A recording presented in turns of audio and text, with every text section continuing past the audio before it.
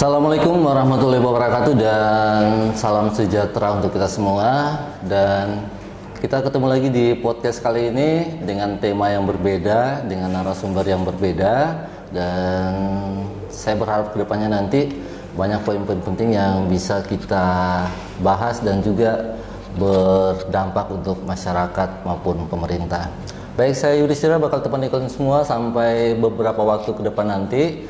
Nah, untuk tema kali ini kita bakal mengangkat tema terkait aktivitas pertambangan MBLB PT Estetika di Dusun Poyompo, Desa Brone, Kecamatan Ampana Tete, Kabupaten Tojo Una-Una.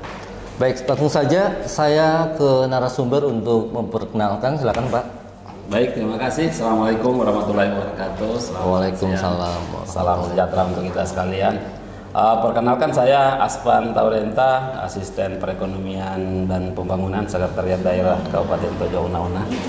Terima kasih banyak ini Pak Hot sudah bisa diundang dalam podcast kali ini. Silakan dengan Bapak. Ya, Assalamualaikum warahmatullahi wabarakatuh. Selamat siang, ya salam sejahtera buat kita semua.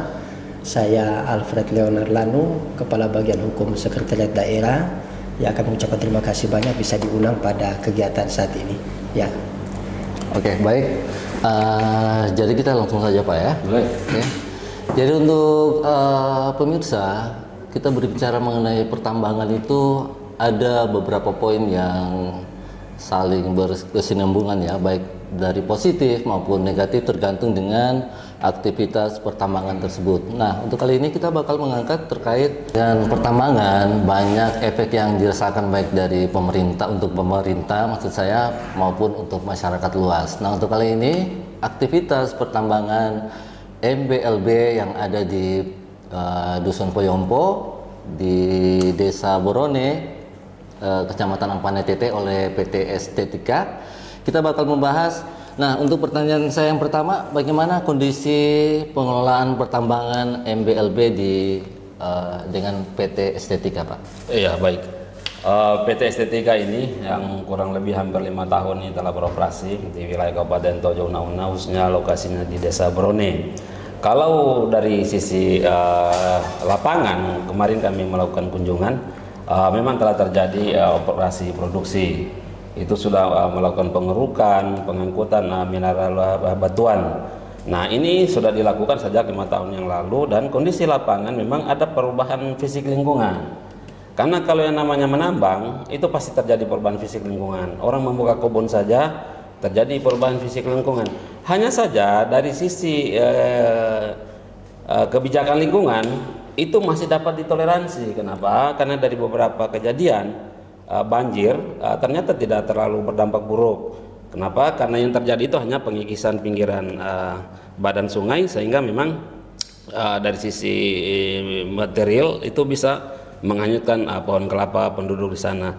Jadi memang dari sisi lingkungan itu masih bisa ditoleransi. Hanya saja mungkin nanti penekanannya pihak perusahaan itu harus betul-betul taat terhadap pengelolaan lingkungan dari wilayah pertambangannya. Saya pikir begitu. Oke, siap. Kalau itu nyambung lagi, Pak, terkait dengan pertanyaan berikutnya, dampak lingkungan. Iya. Kalau dampak lingkungan di setiap kegiatan usaha yang melakukan pengelolaan, yang diperkirakan melakukan pengelolaan terhadap lingkungan, itu pasti dibekali dengan ada yang namanya analisis mengenai dampak lingkungan, ada dokumen AMDAL. Kemudian yang untuk wilayah tertentu di bawah 200 hektar itu kan biasanya disyaratkan dengan dokumen UKL-UPL. Nah, UKL-UPL ini kan sebenarnya kajian dari lingkungan. Itu sudah tergambar kalau misalnya mau melakukan penambangan itu berapa wilayah yang akan dibongkar dan apa yang akan terjadi.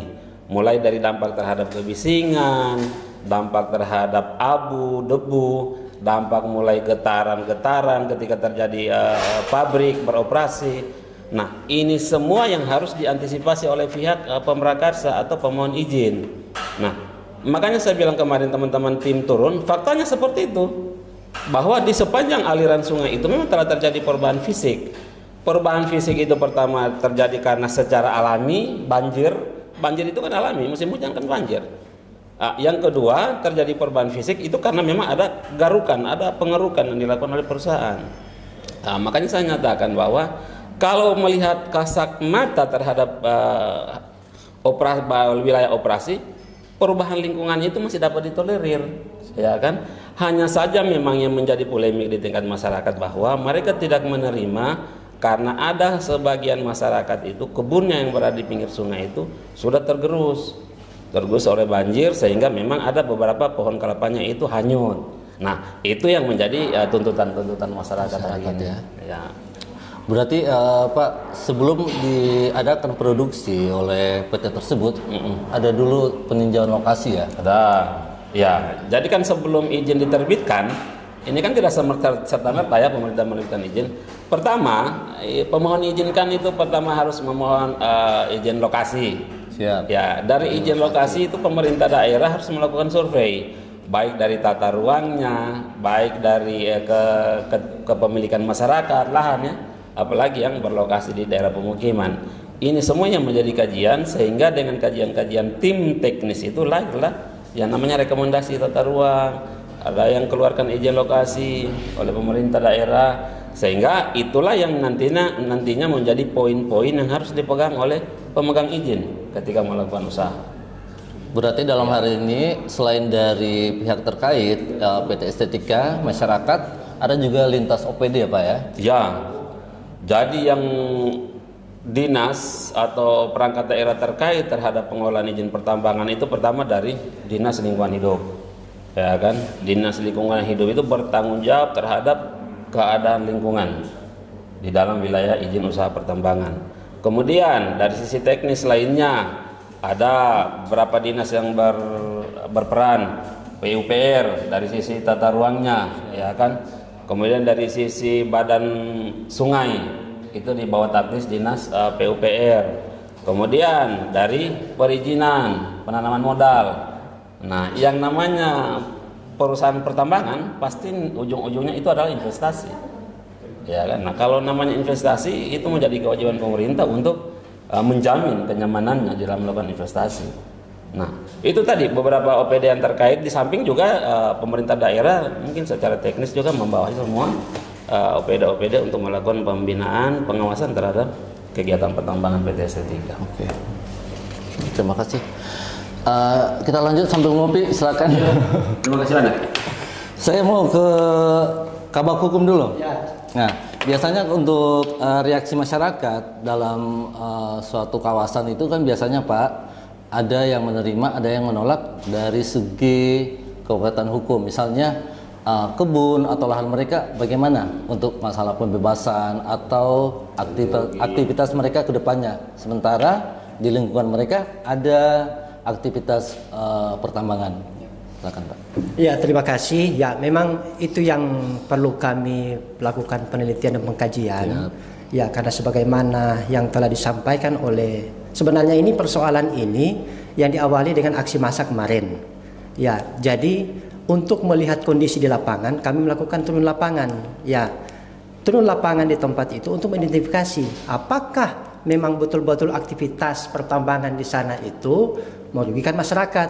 Nah, sehingga kami turun lapangan untuk meng-cross check, mengidentifikasi apakah kegiatan-kegiatan pertambangan yang ada di sana itu memang merugikan masyarakat. Ya, tentunya kegiatan-kegiatan pertambangan di sana terkait dengan kepemilikan lahan, kemudian dampak dari kegiatan itu, ya kita harus cross check juga, ya bagaimana kepemilikannya. Nah, kemudian sekarang apa tanggung jawab perusahaan terhadap ya kerugian-kerugian yang ditimbulkan akibat kegiatan pertambangan tadi. Ya, terima kasih. Oke. Pak, kalau terkait dengan peran dari pemerintah itu kan biasanya terkait dengan izin, dengan pengawasan. Nah, bagaimana tanggapan Bapak? Mungkin bisa lanjut lagi. Terkait dengan pengawasan, memang untuk daerah tambang, ya kita merupakan kewajiban kita, ya kewajiban kita untuk melakukan pengawasan. Walaupun itu adalah kewenangan provinsi, tetapi kami di daerah kabupaten juga berkewajiban untuk melakukan pengawasan, karena ya dampak-dampak yang ditimbulkan akibat kegiatan pertambangan ini ya ujung-ujungnya juga masyarakat kita. Nah, sehingga apa yang kita dapatkan di sini itu menjadi bahan kita untuk melakukan atau menindaklanjuti ke provinsi untuk melakukan tindakan-tindakan selanjutnya. Nah, kalau saja itu bertentangan dengan peraturan perundang-undangan, ya tentunya kita melihat kewenangan siapa yang bisa menjatuhkan sanksi administratif bagi perusahaan yang bersangkutan. Ya. Ini Pak Asman bisa menambahkan? Ya, baik. Jadi mungkin terkait tadi apa yang disampaikan oleh Pak Kabag Hukum, sebenarnya memang seperti itu kondisinya. Kewenangan dalam melakukan pengawasan pertambangan itu adalah provinsi, pemerintah pada tingkat provinsi. Tetapi mereka juga biasanya kan karena kantornya di provinsi sehingga mereka diharuskan itu membuat atau membentuk UPT di tingkat kabupaten sehingga membantu kerja-kerja itu. Nah, oleh karena itu memang kenapa di tingkat masyarakat ini terjadi polemik, ada demo, aksi apa segala macam, karena itu yang tidak tersalur. Pemerintah provinsi melalui dinas ESDM itu yang tidak melakukan mungkin pengawasan ke kabupaten di lokasi tambang, atau mereka tidak juga menyampaikan hasil pengawasannya kepada masyarakat, ya kan? Sehingga memang buntunya mereka demo. Nah, tindakan aksi demonstrasi ini juga tidak haram, ya kan? Makanya kami sampaikan ketika masyarakat berdemo itu hal yang luar biasa itu. Pemerintah juga bisa mengapresiasi itu karena menyampaikan apa yang mereka rasakan. Nah, hari ini seperti apa yang disampaikan oleh Pak Kabag, di sana itu memang sudah terjadi dampak itu sudah terjadi penggerusan, longsoran, terjadi kehilangan tanaman itu. Nah, sehingga di saat kami melakukan kunjungan itu dalam pertemuan terbatas di ruang rapat kantor PT ST3 itu yang jadi oleh masyarakat, kami pemerintah menuntut kepada pihak perusahaan untuk bertanggung jawab terhadap ganti rugi yang dialami oleh masyarakat. Itu salah satu tuntutan. Salah satu tuntutannya adalah membayar ganti rugi. Kemudian yang kedua, melakukan perbaikan terhadap fisik lingkungan. Nah, fisik lingkungan ini akan kita lakukan penilaian seberapa besar kerusakannya itu dilakukan oleh tenaga teknis. Makanya kami kemarin bersamaan dengan PUPR, dari sisi teknis kan badan sungai itu PUPR sangat paham. Sekalipun sebenarnya kewajiban ini ada pada inspektur tambang. Baik, tadi sudah kita dengarkan bersama terkait penjelasan dari narasumber bagaimana sih peran serta pemerintah terkait dengan kegiatan-kegiatan pertambangan. Yang berikutnya biasanya Pak, saya mau tanya lebih lanjut nih. Dalam suatu pekerjaan atau proyek dari suatu perusahaan itu kan biasanya kayak Pak Asman katakan tadi ada survei lokasi. Setelah ada survei lokasi, biasanya kan rentang waktu itu kan kita kan belum tahu sebagai masyarakat apa sih dampak yang bakal kita terima, kita dapatkan dalam kehidupan sehari-hari. Nah, peran serta pemerintah itu bagaimana Pak untuk secara pendekatan persuasif untuk menyelesaikan masalah? Ya, dari sisi pendekatan persuasif, memang kalau berbicara terkait kegiatan pertambangan, memang kan sebenarnya didukung oleh dokumen-dokumen seperti AMDAL, UKL, UPL. Ya, ini untuk mencegah dampak-dampak yang ditimbulkan. Ya, kalau memang itu AMDAL, hasil AMDALnya itu tidak bisa untuk dilakukan kegiatan di situ, itu kan menjadi upaya pemerintah daerah untuk memberikan izin. Ya, dalam perizinan pertambangan. Nah, ini untuk mencegah dampak-dampak ditimbulkan akibat kegiatan pertambangan.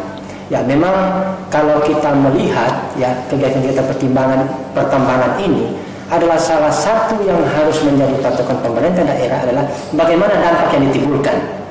Ya, karena ya pemerintah daerah tentunya berharap agar setiap kegiatan pertambangan itu tidak akan menimbulkan dampak yang merugikan masyarakat. Ya, dari berbagai macam sisi termasuk lingkungan hidup dan keberlangsungan kehidupan yang ada di daerah pertambangan. Ya. Pak, mau tambahkan silakan. Iya.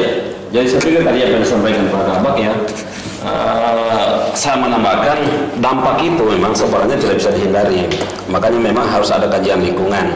Dari kajian lingkungan itu sudah bisa tergambar bahwa ketika pekerjaan ini dilaksanakan maka akan terjadi perubahan lingkungan, ya kan? Menggali saja itu sudah terjadi perubahan lingkungan. Tetapi dari sisi lingkungan, perubahan-perubahan fisik ini bisa diminimalisir.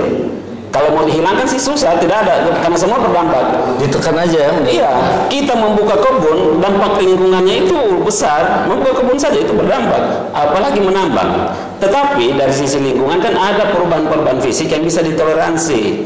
Toleransinya itu misalnya ketika menggali, nantinya setelah selesai tutup, contohnya ya. Kemudian yang kedua, ketika yang awalnya banjirnya hanya rata saja lurus, tetapi ketika terjadi galian maka banjirnya berbelok-belok sehingga biasa menabrak tembok-tembok dinding. Nah itu terjadi namanya longsor. Ketika terjadi longsor, mungkin ada tanaman masyarakat pasti akan amblas, jatuh terbawa arus. Nah ini yang terjadi. Nah inilah yang harus diminimalisir sehingga ada namanya sisi teknis pertambangan, gitu kan. Resiko yang berikutnya ketika terjadi kerugian oleh masyarakat, kewajiban perusahaan untuk mengganti kerugian. Saya pikir itu yang harus dilakukan ya. Pak, kalau dalam mengkaji sebuah ini kita mundur dulu ya, terkait dengan perencanaan. Biasanya kalau ada suatu lembaga atau perusahaan gitu, oh ternyata di Kabupaten Tojo Uno itu ada punya potensi di tambang A misalnya atau B. Nah prosesnya itu bagaimana itu Pak? Biasa kan ini saya ngomong secara untuk masyarakat. Misalnya saya sebagai warga masyarakat, kira-kira di kampung saya ini kalau ada penambangan, ada sumber daya untuk kelebihannya itu apa sih yang didapatkan untuk masyarakat? Kalau dari pemerintah kan udah tahu ya. Oke. Sebenarnya ya, kalau kita mau jujur, di semua wilayah Kabupaten Tojo Una itu berpotensi untuk melakukan pertambangan. Pertama, dari seluruh badan sungai itu bisa melakukan pertambangan. Tapi nggak asal-asalan ya? Nggak asal-asalan. Nah, tambang itu kan ada prosedurnya, ada undang-undangnya, ada proses juga. Nah, pertama ketika kita mengetahui ada potensi, maka orang yang berkeinginan melakukan pengolahan itu harus mengajukan permohonan izin, ya kan?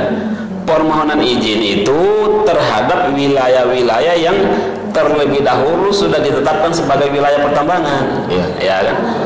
Nah, ada yang namanya wilayah pertambangan sungai. Di sungai itu kenapa? Karena mineral bahan galiannya adalah batu pasir. Setelah dia diterbitkan wilayah pertambangannya, maka orang-orang bermohon. Perorangan boleh bermohon, badan hukum boleh bermohon, dalam bentuk perusahaan boleh bermohon itu. Nah, kalau dulu kewenangan itu ada pada pemerintah kabupaten, bupati menerbitkan izin setelah terpenuhi semua dokumen.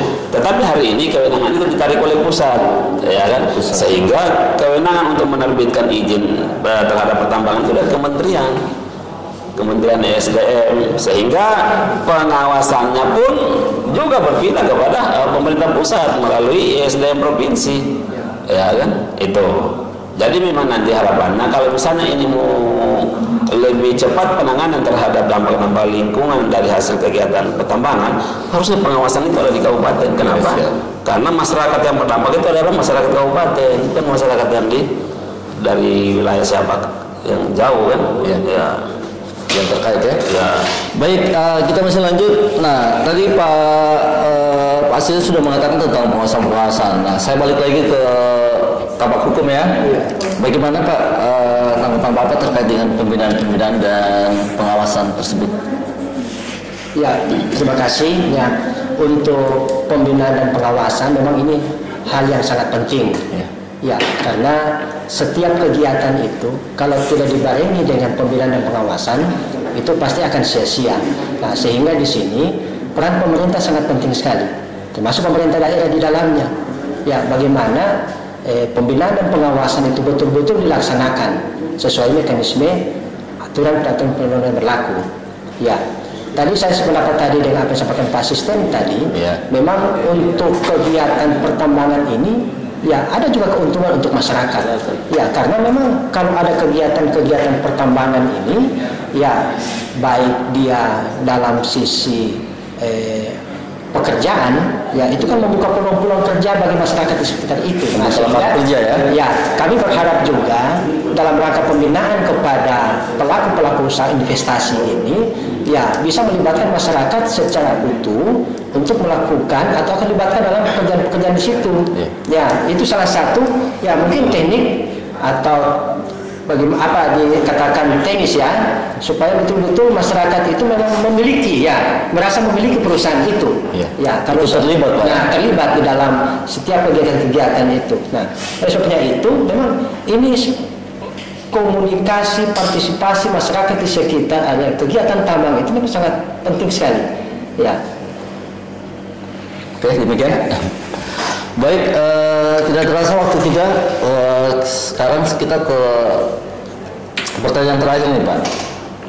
Apa tanggapan Bapak, harapan-harapan sebagai pemerintah atau ada juga himbauan-himbauan mungkin? Silakan. Saya ke Pak Asisten dulu. Ya, jadi terkait posisi pemerintah daerah, sekali lagi masih bicara terkait PT Estetika. Kemarin pemerintah sudah turun melalui tim. Kami sudah memediasi antara masyarakat dan pihak perusahaan, sudah meninjau lapangan kondisi real di area tambang, sehingga kami melahirkan beberapa poin-poin penting yang harus kami sepakati dan telah disepakati. Itu pertama, pihak masyarakat yang merasa dirugikan berkewajiban menyiapkan data dokumen terhadap apa yang menjadi kerugiannya. Contoh, kalau misalnya tanamannya yang hilang karena tergerus banjir, berapa tanaman itu? Berapa pohon tanaman yang hilang? Kelapa berapa? Coklat berapa? Ya kan? Kalau misalnya jauh wilayah perkebunannya, misalnya area tanahnya amblas, berapa sih? Berapa meter itu ukuran tanahnya yang hilang? Kemudian dari sisi hukumnya mereka harus yakin bahwa tanah yang mereka akui itu adalah tanah miliknya, sehingga harus dibuktikan juga di SKPT-nya atau sertifikat. Setelah itu ada, maka pemerintah daerah akan menyampaikan kepada pihak perusahaan untuk membayarkan ganti ruginya berdasarkan standar ganti rugi yang berlaku, ya kan? Tidak boleh pemerintah perusahaan ingkar janji atau tidak bertanggung jawab, tidak boleh, gitu kan? Yang kedua, terhadap kerusakan lingkungan pun perusahaan harus melakukan rehabilitasi, ya kan? Rehabilitasi terhadap kerusakan lingkungan sampai pada proses penutupan tambangnya. Nanti pasca penutupan tambang baru dilakukan reklamasi, ya kan? Nah, reklamasi dilakukan secara menyeluruh, sehingga memang ada kewajiban menempatkan dana reklamasi itu kepada pemerintah melalui bank-bank pemerintah. Nah ini sudah menjadi kesepakatan kami di sana. Tetapi kalau hari ini ternyata ada berita, ada gerakan yang disampaikan oleh masyarakat berdampak menyatakan bahwa berkeinginan untuk mencabut izin pertambangan juga boleh, ya kan? Izin pertambangan juga itu bisa dicabut ketika memang telah melakukan pelanggaran-pelanggaran. Ya, sesuai prosedur. Tapi ada tahapannya, ada prosedurnya, sehingga nanti kewenangan mencabut itu adalah pejabat yang menerbitkan izin, gitu kan?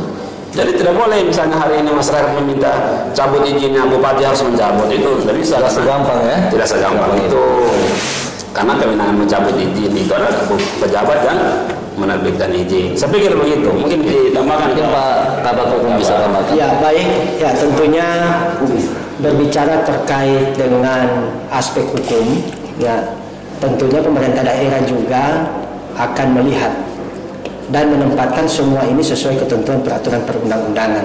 Ya, pemerintah ada juga di tengah-tengah masyarakat. Sebagai perwakilan masyarakat, pemerintah akan hadir memfasilitasi semua kegiatan-kegiatan yang ada, baik antara masyarakat maupun kegiatan pertambangan. Ya. Oke, demikian. Tambahan terakhir mungkin ya. Iya, sebagai penegasan dari pemerintah itu bahwa PT Estetika ini akan investasi daerah, ya kan? Nah, ketika yang namanya investasi menjadi kewajiban kita bersama untuk menjaga kenyamanan dan keberlanjutan kegiatan operasi produksi pertambangan ini menambah, karena itu menjadi aset daerah. Kemudian yang kedua, masyarakat yang berkeinginan menutup pertambangan melalui tuntutan mencabut izin juga harus berdasar, ya kan? Nah, kalau dipaksakan misalnya menutup atau menghentikan kegiatan perusahaan penghentian sementara, maka tentunya ada pihak-pihak yang dirugikan. Nah, kami mau meluruskan itu, barang siapa orang yang menerbitkan kerugian, maka mewajibkan bagi dia untuk mengganti kerugian. Jadi kalau misalnya hari ini tambang ditutup, kemudian dari pihak perusahaan merasa dirugikan, maka perusahaan berhak menuntut ganti kerugian kepada siapa yang menutup tambangnya, ya kan? Nah, ini yang kita harus luruskan kepada masyarakat, sehingga kalau misalnya nanti ternyata bupati, gubernur atau presiden, menteri mencabut izin pertambangan, kemudian PT Estetika merasa dirugikan dengan pencabutan izin pertambangannya, maka dia berhak untuk menggugat pemerintah, ya kan? Nah, kalau itu dilakukan oleh masyarakat, maka perusahaan berhak untuk menuntut ganti kerugian melalui gugatan kepada masyarakat, orang yang menutup tambangnya, itu, ya kan? Nah, terakhir lagi terkait dengan CSR. CSR ini menjadi kewajiban perusahaan karena memang sudah begitu undang-undangnya. Tetapi syaratnya untuk menentukan nilai jumlah CSR itu harus dalam dokumen. Ada yang namanya rencana induk pertambangan. Berapa luas tambang yang akan dia kelola, berapa produksi yang dia hasilkan, berapa misalnya lingkungan yang akan berubah, apa yang semua kegiatan dilakukan itu akan dihitung nanti, sehingga CSR-nya secara nominal dapat ditentukan. Itu setelah diketahui nominalnya, maka CSR ini jangan kita artikan sebagai bagi-bagi uang, tidak boleh, itu dilarang malah. Kenapa? Karena CSR itu akan diperiksa, diaudit nantinya, itu kan. Jadi dia bukan dalam bentuk uang buat masyarakat yang misalnya yang terkena dampak langsung terhadap pertambangan, bahwa CSR itu dalam bentuk program, namanya program pemberdayaan, sehingga memang diharapkan CSR itu masuk dalam penguatan APBDes, minimal dia bisa masuk dalam dokumen APBDes, sehingga nanti pengawasannya pemeriksaannya yang dilakukan oleh pihak inspektorat itu ada dasarnya, ya kan? Nah, saya pikir itu. Jadi mudah-mudahan kalau misalnya nanti sudah jalan bagus ini, maka CSR itu akan kita sama-sama kawal di PT Estetika untuk dapat dia salurkan melalui desa-desa yang terdampak dari kegiatan dia. Oke. Saya pikir demikian. Terima kasih. Kami kembalikan. Demikian bincang-bincang kita untuk kali ini. Kita berharap pembahasan kita bisa terwakilkan dengan beragam polemik yang sudah muncul akhir-akhir ini, dan masyarakat bisa paham bahwa dengan adanya pertambangan itu adalah salah satu investasi daerah, ya. Yang penting dikelola dengan yang baik, sesuai dengan jalurnya. Baik, kita pamit. Terima kasih banyak Pak atas waktunya. Mudah-mudahan pemerintah Kabupaten Tojo Luna kedepannya makin berkembang, masyarakat makin makmur. Amin. Saya disila pamit. Kita salam. Wassalamualaikum warahmatullahi wabarakatuh.